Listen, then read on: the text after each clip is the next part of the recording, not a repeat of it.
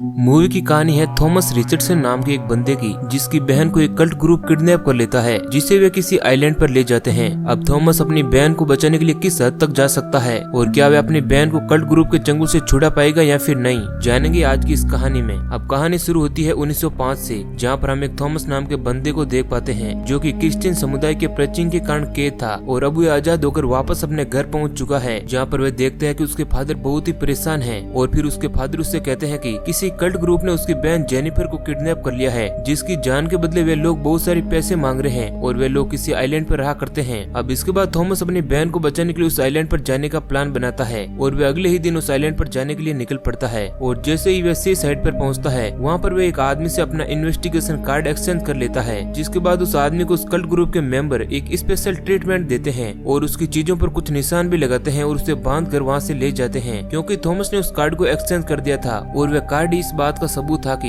Jennifer को छुड़ाने वाला आदमी कौन है, जो पैसे लेकर उसे बचाने के लिए आ रहा है। इस कारण थॉमस ने उस आदमी से अपना वे इन्वेस्टिगेशन कार्ड चेंज कर लिया था, जिससे कि वे आसानी से अपनी बहन को बचा सकें। अब आइलैंड पहुंचने पर वहां पहुंचे यात्रियों को एक बोतल भी दी जाती है और ऐसे ही बोतल थॉमस को भी दी थी, लेकिन वह उसे नजरअंदाज कर देता है और सभी यात्रियों को मेलकम नाम के एक लीडर के पास इकट्ठा होकर जाने का आदेश देता है। अब थॉमस भी वहाँ जा रहा होता है, तभी वो रास्ते में उसी आदमी को देखता है जिसे उसने वे इन्वेस्टिगेशन कार्ड एक्सचेंज किया था, और उसे कल्ट के कुछ लोग एक रूम में ले जा रहे हैं। उस आदमी की हालत बहुत ही खराब है और वह बुरी तरह से घायल भी है। इधर मेलकम सभी नए लोगों को उस आइलैंड के बारे में और वहाँ के कल्चर और रहने के तौर तरीकों के बारे में बता रहा होता है, और वह कहता है कि इस आइलैंड पर सभी लोग बराबर है, ना कोई छोटा ना कोई बड़ा, सभी लोग अपने हिसाब से अपनी जिंदगी जी सकते हैं, लेकिन यहाँ के कुछ रूल भी है जिन्हें तोड़ने पर उन लोगों की जान भी जा सकती है। वह कहता है कि इस आइलैंड को वो लोग बहुत सालों से गवर्नमेंट से छिपा कर चला रहे हैं और इसमें उसका साथ उसके दो दोस्त क्वीन और फ्रैंक दे रहे हैं। अब अगले सीन में हम उसी घायल आदमी को देखते हैं, जहाँ मेलकम अपने दोस्तों के साथ आया हुआ है, जो उस आदमी के बैग को चेक करते हैं, लेकिन उन्हें उस बैग में कोई भी पैसा नहीं मिलता है, तो उन्हें लगता है कि शायद उन्होंने किसी दूसरे बंदे को पकड़ लिया है।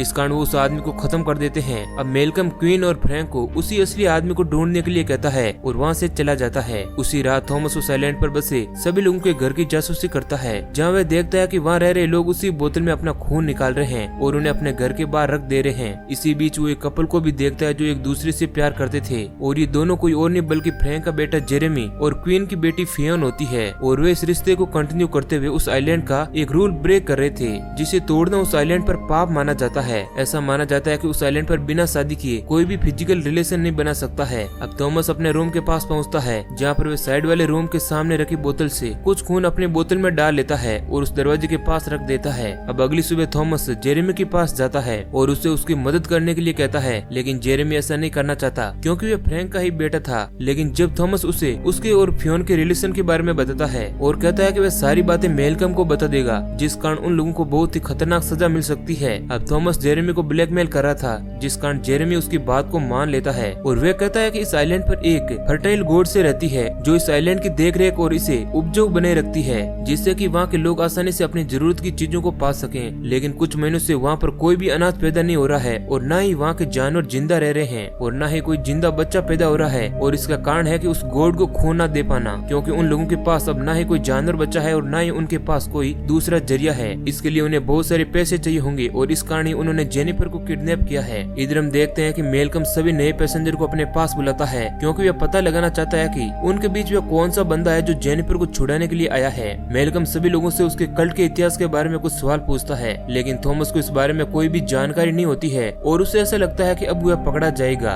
इस कारण वह अपने पास एक चाकू निकाल कर रखता है और जैसे ही मेलकम उससे कोई सवाल करेगा वह उसे मार देगा। लेकिन इससे पहले ही मेलकम थॉमस के पास आई, वो एक दूसरे आदमी से सवाल करता है और वह आदमी भी इस बारे में कुछ नहीं जानता। इसी बीच वो आदमी मेलकम पर चाकू से हमला कर देता है, लेकिन थॉमस उस आदमी को पकड़ देता है और मेलकम की जान बचा लेता है। अब इस कारण थॉमस बहुत ही ज्यादा घायल भी हो चुका था। दरअसल वो आदमी किंग का भेजा हुआ एक आदमी था, जो मेलकम को मारने के लिए यहाँ पर आया हुआ है। अब इधर थॉमस की वफादारी को देखकर मेलकम उसे अपने घर ले आता है और अपनी बेटी एंड्रिया को उसकी मरहम पट्टी करने के लिए कहता है, और अब इस तरह थॉमस ने मेलकम का दिल जीत लिया था। अब उसी रात मेलकम जेनिफर की एक रैली निकालता है और वहाँ पर मौजूद लोगों को कहता है कि वो एक जासूस है जो चोरी से हमारी बिरादरी को नुकसान पहुँचाने आई है, और इसका एक साथी भी यहीं पर है जो इसकी मदद के लिए आया हुआ है। और वो कहता है कि अगर वो आदमी बाहर नहीं आया तो वो जेनिफर को मार देगा। लेकिन थॉमस सब कुछ सुनने के बाद भी अपने इमोशन को कंट्रोल करता है और बाहर नहीं आता है। अब उसी रात मेलकम अपने साथियों को हर एक न्यू पैसेंजर के घर की तलाशी लेने के लिए कहता रहता है क्योंकि सारे लोग उस वक्त एक फेस्टिवल में रहेंगे। दूसरी तरफ हम देखते हैं कि थॉमस जेरेमी की मदद से मेलकम के घर के अंदर बनी हुई उसी गुफा के अंदर जाता है क्योंकि उसे लगता है कि शायद उसी गुफा में जेनिफर को कैद किया गया है। वहीं दूसरी ओर मेलकम, फ्रैंक और क्वेन अब थॉमस के घर की तलाशी लेते हैं, लेकिन उन्हें वहाँ पर कुछ भी ऐसा नहीं मिलता है जिससे कि उन्हें थॉमस पर शक हो सके और वे लोग वापस जाने लगते हैं। लेकिन तभी उनकी नजर दीवार पर लगे हुए मैप पर जाती है और वो लोग समझ जाते हैं कि थॉमस ही वो आदमी है जिसे वो लोग ढूंढ रहे हैं और उन लोगों को उसी मैप से पता चलता है कि थॉमस उसी गुफा के अंदर गया है। अब ये सभी लोग मेलकम के घर के बाहर आ जाते हैं, जहाँ मेलकम और क्वेन वहीं घर के बाहर खड़े हो जाते हैं और फ्रैंक थॉमस को ढूंढने के लिए अंदर जाता है। अब फ्रैंक को आता हुआ देखकर थॉमस उसी गुफा में बने हुए एक खून से भरे हुए गड्ढे के अंदर कूद जाता है, जहाँ उसे खून में सनी हुई एक औरत नजर आती है। उसे देखकर वह वहाँ से भाग जाता है, जहाँ उसे गुफा के दूसरी तरफ के कुछ प्राचीन चित्र दिखाई देते हैं। वहीं दूसरी ओर हम मेलकम को देख पाते हैं जिसने गोडसे को ही कैद कर लिया था और हम एक आदमी को भी देख पाते हैं जो एक बोरे में जेनिफर को घसीटकर वहाँ से लेकर जा रहा था।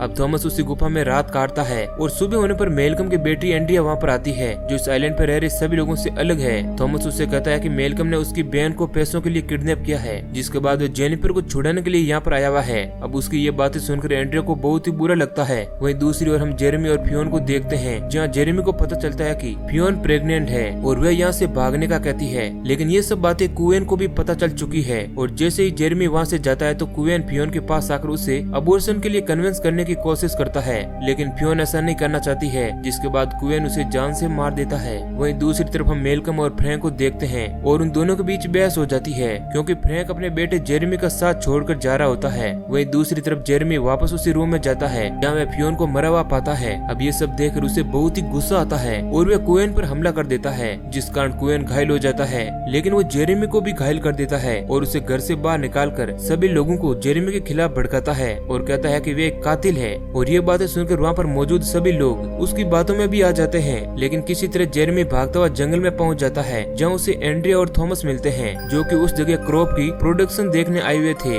लेकिन तभी कुछ लोग आकर जेरेमी को वहाँ से ले जाते हैं, जिसके बाद वो दोनों भी उनके पीछे चले जाते हैं। और फिर हम देखते हैं कि क्वेन के गार्ड थॉमस को भी बंदी बना लेते हैं। इस दौरान जेरेमी को बड़ी ही बेरहमी से मार दिया जाता है। तभी वहाँ पर फ्रैंक और मेलकम भी आ जाते हैं और जेरेमी को मरा हुआ देखकर फ्रैंक इमोशनल हो जाता है और मेलकम क्वेन से पूछता है कि उसने जेरेमी को क्यों मारा। और उन दोनों के बीच बहस इतनी बढ़ जाती है कि वे दोनों हाथापाई करने लगते हैं। इधर फ्रैंक भी अपने बेटे जेरेमी की मौत के बाद पागल सा हो जाता है और वे वहाँ पर मौजूद सारे लोगों को मारने लगता है। इसी अफरा तफरी के बीच थॉमस भी अपने आप को छुड़ा लेता है और वे भागता हुआ जंगल की तरफ जाता है और वे उसी घर में पहुँचता है जहाँ पर मेलकम ने गोडसे को कैद करके रखा था। वहाँ पर थॉमस को अपनी बहन जेनिफर भी मिल जाती है, लेकिन तभी वहाँ पर फ्रैंक आ जाता है जो कि गोडसे को खत्म करने आया था, लेकिन वहाँ मौजूद वही आदमी जो उस घर की देखभाल किया करता था वह फ्रैंक को मार गिराता है। वहीं थॉमस अपनी बहन जेनिफर को आजाद करता है और वहाँ से लेकर जाने की कोशिश करता है, लेकिन तभी वह आदमी थॉमस के सिर पर जोरदार हमला करता है, जिस कारण थॉमस बेहोश हो जाता है। और जब उसे होश आता है तो वह अपने आप को बंधा हुआ पाता है, लेकिन किसी तरह वह अपने आप को फिर से आजाद करा लेता है और एक बार फिर से उसकी फाइट उसी बंदे से होती है। लेकिन इस बार थॉमस उस आदमी को मार गिराता है और वहाँ से गॉड के पास पहुँचता है, जहाँ गॉड से अपने आप को मुक्त कराने का कहती है और थॉमस उसे आजाद करके उस घर में आग लगा देता है, जिसके बाद पूरा गाँव जलने लगता है। वहीं दूसरी तरफ हम क्वेन को देखते हैं जिसने एंड्रिया और जेनिफर को बंदी बना लिया है। तभी वहाँ पर थॉमस आ जाता है और क्वेन पर हमला कर देता है। इस दौरान थॉमस बहुत ही ज्यादा घायल भी हो जाता है, लेकिन किसी तरह वह क्वेन को भी मार गिराता है और फिर एंड्रिया और जेनिफर को आजाद कर लेता है। थॉमस उन्हें इस आइलैंड से भागने के लिए कहता है क्योंकि उस आइलैंड पर चारों तरफ आग लग चुकी थी, जिस कारण वहाँ पर रह रहे सारे लोग उस आइलैंड को छोड़कर जा रहे होते हैं। अब इसके बाद एंड्रिया और जेनिफर भी वहाँ से भागने लगते हैं। अब मूवी के अंत में हम देखते हैं कि अब उस आइलैंड पर मेलकम और थॉमस ही बचे हुए हैं और घायल थॉमस जमीन पर गिरने लगता है और जैसे उसका ब्लड जमीन पर गिरता है वहाँ की जमीन हरी भरी होने लगती है। और इस बात से हम अंदाजा लगा सकते हैं कि उस आइलैंड का अब नया गॉड थॉमस ही है और उसी के कारण इतनी हरियाली होने लगी है। और देखते ही देखते थॉमस जमीन में चला जाता है और इसी सीन के साथ मूवी एंड हो जाती है। तो दोस्तों ये कहानी आपको पसंद आई है तो वीडियो को लाइक जरूर करना। ऐसे ही और इंटरेस्टिंग वीडियो पाने के लिए हमारे चैनल को सब्सक्राइब करें। धन्यवाद।